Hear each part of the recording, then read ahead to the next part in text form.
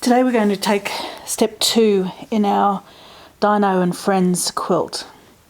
So last week, I did the 9 patches with you. So I showed you how quick and easy it was to make a series of 9 patch blocks. And we made our 9 patch blocks to 12 inches, 12 and a half inches finished. So these are sitting here ready to go. And then today we're going to work on the panel that comes with the fabric, which has all these gorgeous dinosaurs on them. Now, panels have been around forever. When I was pregnant with my firstborn back in 1991, I made dozens of quilts on just panels with a border, ghastly horrible polyester wadding and quite big quilting. They worked, they did the job, they were fabulous, and they were quite special because he had stuff no one else had, which is of course exactly why we quilt. Panels these days pretty much come with every range, or most ranges have a panel, and some of them are more functional than others.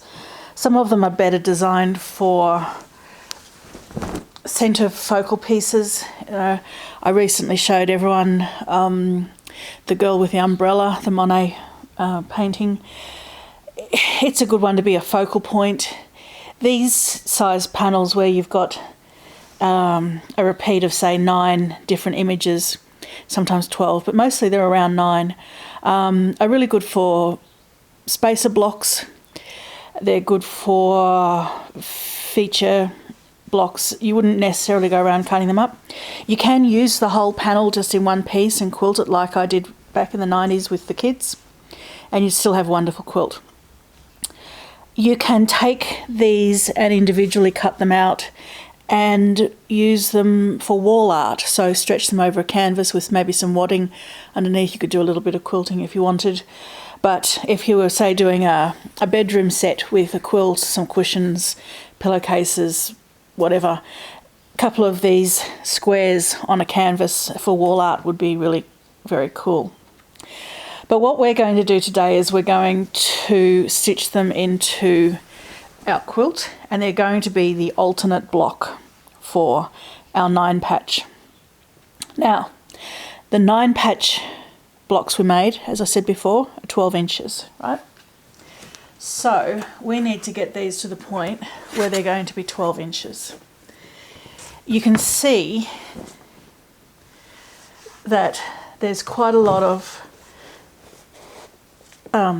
space around the edges. So I've got plenty of space to cut these squares apart and have, if you look here, there's plenty of space between. That's about 2 inches, I think. I will in fact measure it. 1.5 inches, making stuff up as I go. So I've got 1.5 inches here to play with to cut my squares out to make them fit. Now I'm also going to frame the dinosaurs with one of the coordinating fabrics. So if I hold that up, I'll show you what we're going to do. So I'm basically going to put the blue coordinating fabric around the edge of the block.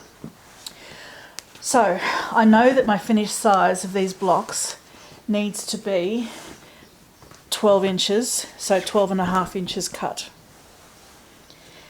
If I look at, let me just check that this is going to be completely in the, yep, all right. So if I look at the size of these blocks, they're all somewhere around 10 inches. So if I cut these to be 10.5 inches, I can then put a 2.5 inch frame around each side, and that will give me 12.5 inches unfinished, 12 inches finished.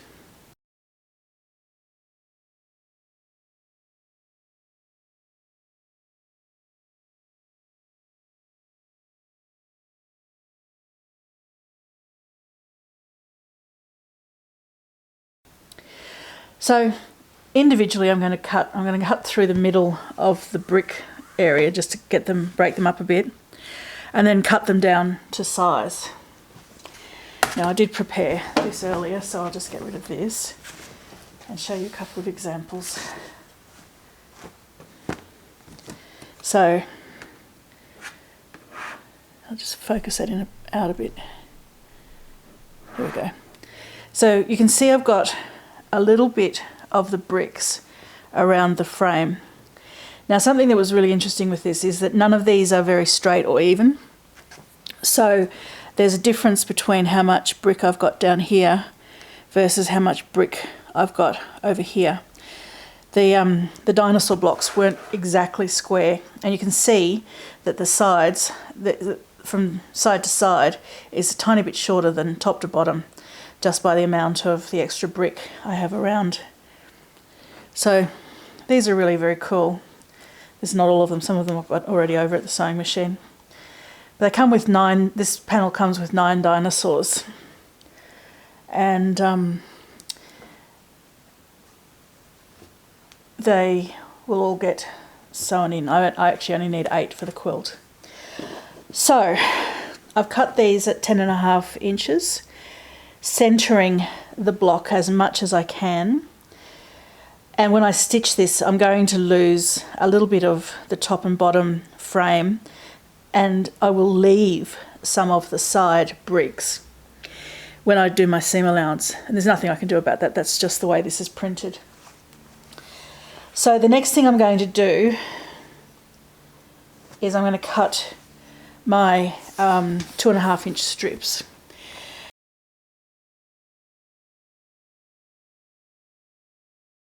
So that's what I'm going to do. So I've cut a number of strips. I've got a few more to cut, and I'm going to cross cut these into the 16 10.5 and the 16 12.5. So it's 10.5 on the sides, 12.5 on the top once I've got my sides added.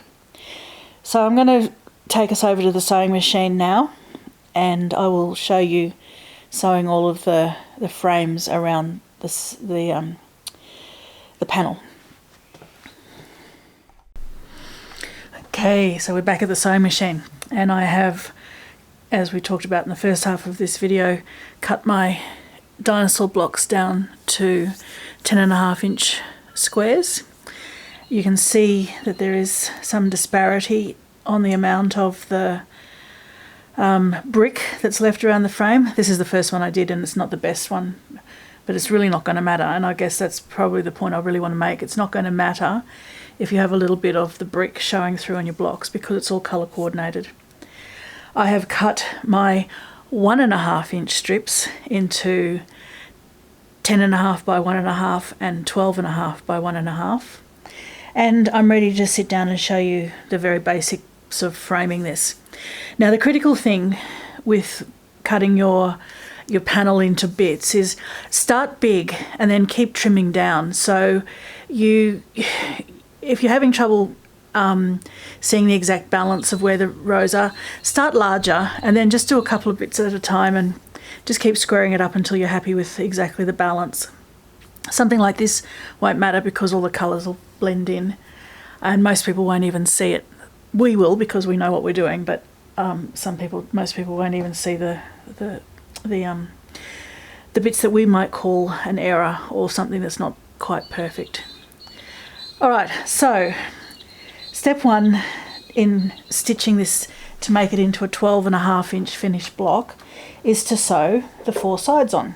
Not that complicated. Doesn't matter whether you start on the left or the right.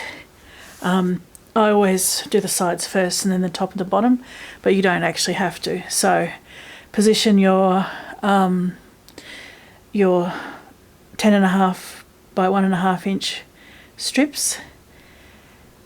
You might sometimes need to give them a little bit of a tug, and then we're just going to pop it under the sewing machine and do a 1.5 inch seam. Sorry, a 1/4 inch seam. So I'll quickly sew that. I'm trying to keep my hands out of the view so that you can see what I'm doing, but it's a bit hard with the camera. Okay, so 1/4 inch seam, just keep your sides lined up. You can just see a tiny little bit of the under fabric as you stitch, then you know you're going to have a pretty accurate seam. And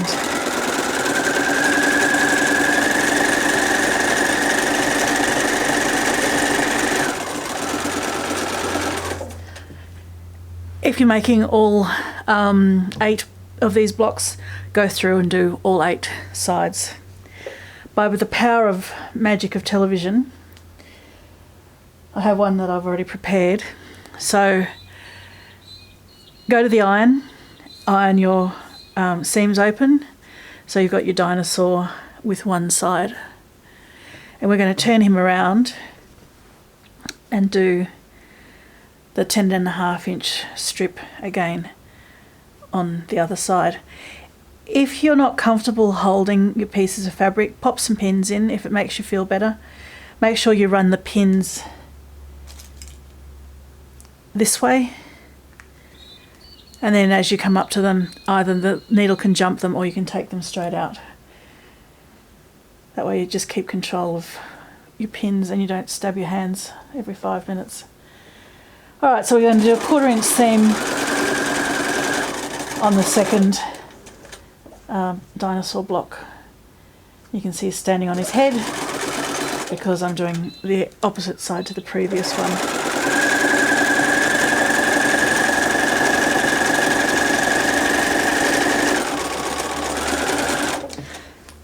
Not complex sewing. So again, by the magic of the television, I have a dinosaur with the 2 sides. So once you've done all of your second side, go to the iron, press the seams open. I always press away from the focus point, press into the frame or the sashing. It's not actually sashing, we're going to do sashing, but the frame. And then you've got consistency across the whole piece. Now I'm going to take one of my 12.5 inch strips.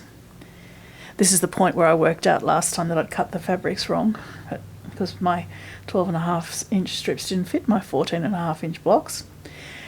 And we're just going to do this one. Again, it doesn't matter whether it's top or bottom that you do first. There's a little bit of unevenness in that fabric, so I'm just going to skip that corner.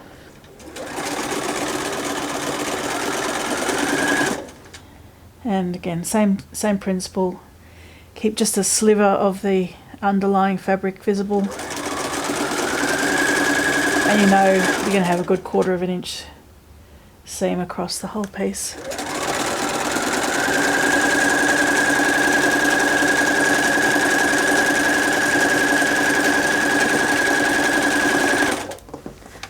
Okay, so that gives us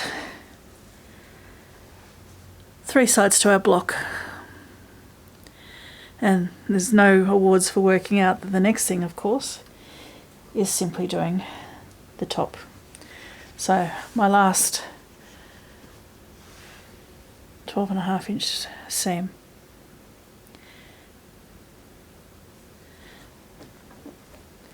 Now when you're cutting, once you've done each side, when you've done your sewing, so let's say you've taken your panel block and you've added the 2 sides, you might like to go to the cutting board and just double check that everything's squared up, everything is neat, and that you actually have 12.5 inches from side to side. For those of you that are beginner quilters, it's a really good idea to check regularly to see how you're going with your sizing and make sure that your 1/4 inch seam is even, regular, and that you've got it all going correctly. So there's our finished block. These ones that I've just demonstrated on obviously have to go through and finish, but 8 of them I have actually finished. 4 of them I've finished, ready to go. Now these we'll set aside. I'll double check they're the same size, 12.5 inch square all around. And then next week I'm going to show you putting the sashing on. I'm going to do cornerstones, and I'll explain why I'm doing cornerstones and what they are and why I'm using them. And I'm also going to show you how to cut oh goodness, my words are, it's not been a very good week. I'll show you how to cut a border fabric. So a lot of ranges are coming these days with border fabrics which have 4 strips printed across the whole of the fabric. And I'm going to show you and talk to you about why these are good and how to cut them so we can finish our quilt. So next week we're going to do the sashing and cornerstones, cutting and stitching the borders, and then we'll have the quilt top done. I hope you're enjoying this. I hope you're finding it useful. Subscribe to my YouTube channel to follow all my beginning quilters steps. I'm going to keep doing a number of projects step by step like this throughout the next year or so, the rest of this year and next year. And the whole idea is to develop skills and give you ideas and hints and tips. So follow the YouTube channel, like me on Facebook, like the page on Facebook. Don't like me, you won't find me. Like the Textile Transitions Facebook page, or follow me on Instagram. And I'll talk to you next week.